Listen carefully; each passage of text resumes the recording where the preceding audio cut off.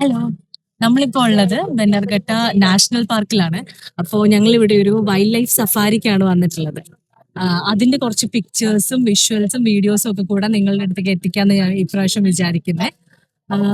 ഇതിനകത്ത് ticket rates, പിന്നെ ഇവിടെ വരുമ്പോൾ ഉള്ള റൂൾസ് ആൻഡ് റെഗുലേഷൻസ്, പിന്നെ നിങ്ങൾക്ക് എന്തൊക്കെ ഇവിടെ കാണാൻ പറ്റുന്നത്, ഇതൊക്കെ ആയിരിക്കും നിങ്ങൾക്ക് ഈ വീഡിയോയിൽ കാണാൻ പറ്റുക. സോ നമുക്ക് വീഡിയോയിലേക്ക് പോകാം.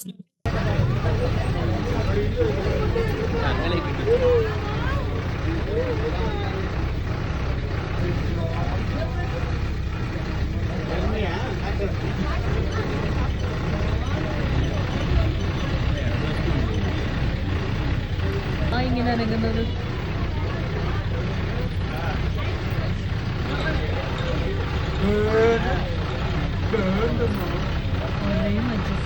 പക്ഷെ മെലിഞ്ഞില്ല.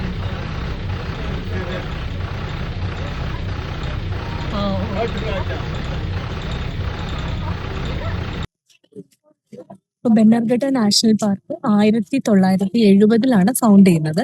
എന്നിട്ട് 1974 ഇത് നാഷണൽ പാർക്കായിട്ട് പ്രഖ്യാപിച്ചു. 2002 ഇതിന്റെ ഒരു ഹ്യൂജ് പാർക്ക് ഒരു ബയോളജിക്കൽ പാർക്കായിട്ട് അല്ലെങ്കിൽ സുവോളജിക്കൽ പാർക്കായിട്ട് മാറി.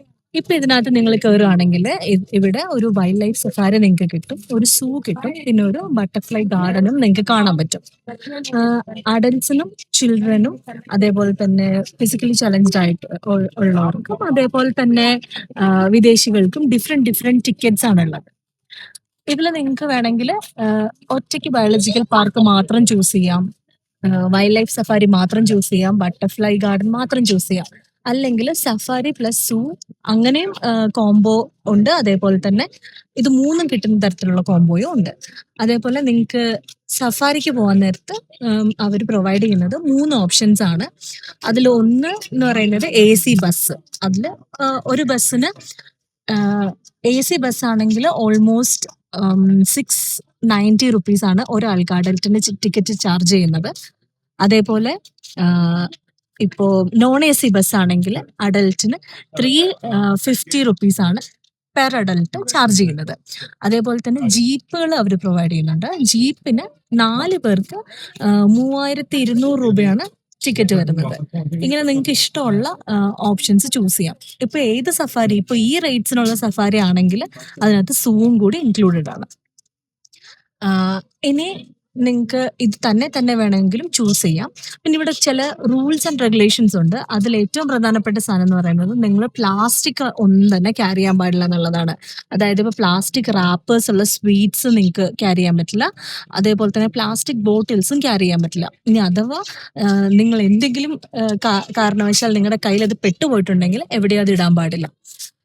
അതാണ് ഏറ്റവും പ്രധാനപ്പെട്ട റൂള്. അതുപോലെ പറ്റുകയാണെങ്കിൽ ക്യാമഫ്ലേജ് ചെയ്യാൻ പറ്റുന്ന തരത്തിലുള്ള ഡ്രസ്സുകൾ വെയർ ചെയ്യുന്നത് നല്ലതായിരിക്കും. കാരണം ആനിമൽസ് ഒക്കെ അടുത്തേക്ക് വരുവാണെങ്കിൽ അവർക്ക് ഒരു ബുദ്ധിമുട്ടുണ്ടാവാത്ത രീതിയിൽ, അതേപോലെ നോയിസ് ഉണ്ടാക്കാതിരിക്കാനും ശ്രദ്ധിക്കണം.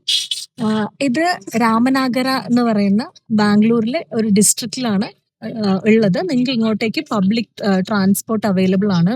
അതേപോലെ നിങ്ങളുടെ വണ്ടിയിലാണ് നിങ്ങൾ വരുന്നതെങ്കിൽ പാർക്കിങ്ങും അവൈലബിൾ ആണ്.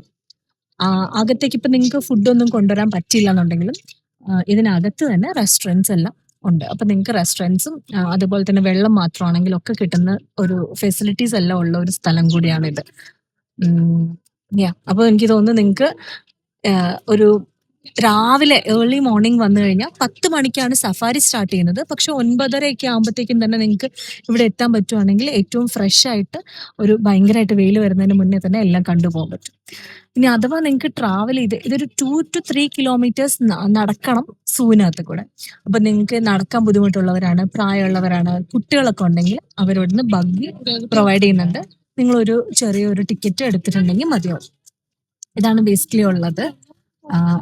ഞാൻ അതിനകത്ത് എന്തൊക്കെ ആനിമൽസ് നിങ്ങൾക്ക് അടുത്ത് കാണാൻ പറ്റുന്നുള്ള ചെറിയ വിഷ്വൽസും കൂടി ആഡ് ചെയ്തേക്കാം.